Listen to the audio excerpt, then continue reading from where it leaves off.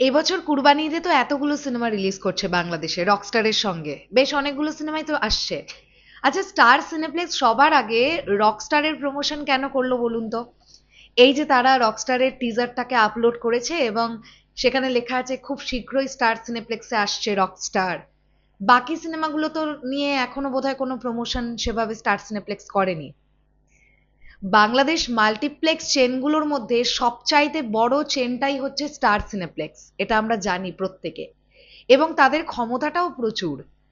Star সিনেপ্লেক্সে যে পরিমাণ audience cinema দেখতে যায়, এবং তাদের ব্যবস্থাপনা থেকে শুরু করে ইন্টেরিয়র অ্যান্ড অল, আমার তো খুব ভাল লেগেছে প্রিন্সের সময় যখন গিয়েছিলাম।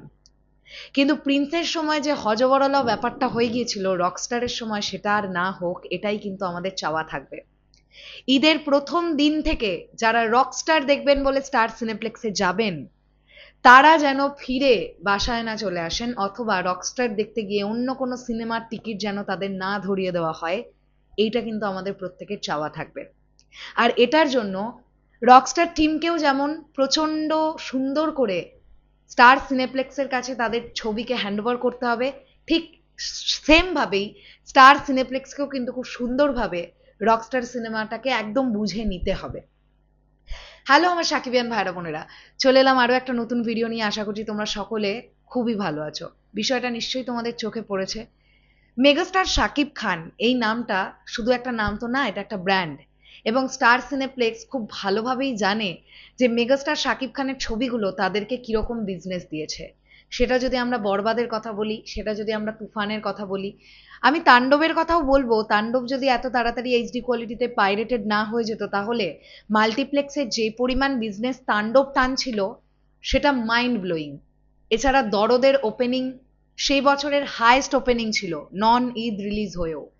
কাজেই আরবান অডিয়েন্স মেগাস্টার শাকিব খানের নামে সিনেমা দেখতে যায় মাল্টিপ্লেক্সে, এটা অবিশ্বাসের তো কোনো জায়গা নেই। রিসেন্ট টাইমে প্রিন্স সিনেমাটা নিয়ে অনেকের অনেক রকমের মন্তব্য বক্তব্য থাকতেই পারে, কারোর ভালো লেগেছে, কারোর মোটামুটি লেগেছে, কারোর ভালো লাগেনি। কিন্তু প্রচুর অডিয়েন্স সিনেমা হল থেকে যে প্রিন্স দেখে বেরিয়েছেন, তারা কেন দেখতে ঢুকেছিলেন প্রিন্স? মেগাস্টার শাকিব খান নামটা আছে বলে তারা দেখতে ঢুকেছিলেন। তো মেগাস্টার শাকিব খান এই নামটা কিন্তু এখন শুধুমাত্র মাস পিপলের মধ্যেই সীমাবদ্ধ এরকমটা নয়। Mass and class both people megastar Shakib খানের নামটাকে বিশ্বাস করে, মানুষটার অভিনয়ের প্রতি বিশ্বাস রেখে সিনেমা হলে যায়। তাই এবার রকস্টারও স্টার সিনেপ্লেক্স শুধু না, star cineplex, blockbuster cinemas, lion cinemas সবগুলোতে কাঁপিয়ে রেখে দেবে, এটাই আমরা প্রত্যেকে এক্সপেক্ট করছি। সো স্টার সিনেপ্লেক্সের এই যে রকস্টারের টিজার আপলোড করে রকস্টার নিয়ে প্রমোট করার ব্যাপারটা কিন্তু বেশ ভালো লেগেছে। আমি আবারও রিপিট করছি, প্রিন্সের সময় যে হজবরলা ব্যাপারটা হয়ে গিয়েছিল, সেটা যেন রকস্টারের ক্ষেত্রে না হয়। কারণ আমরা এ যাবৎকালে প্রিন্স বাদে অন্য কোনো সিনেমার সঙ্গে এটা কিন্তু হতে দেখিনি। তাই রকস্টার সিনেমাটা যেন একদম ঈদের দিন থেকেই দর্শক দেখতে পায়, এই জন্য রকস্টার টিমকেও যেমন দায়ভার নিতে হবে, ঠিক তেমনি স্টার সিনেপ্লেক্সও যেন সুন্দর করে ছবিটাকে বুঝে নেন। এবং একদম প্রথম শো যেন নিট অ্যান্ড ক্লিন, একদম প্রতিটা শো প্রথম থেকে শুরু করে একদম নিট অ্যান্ড ক্লিন যেন থাকে।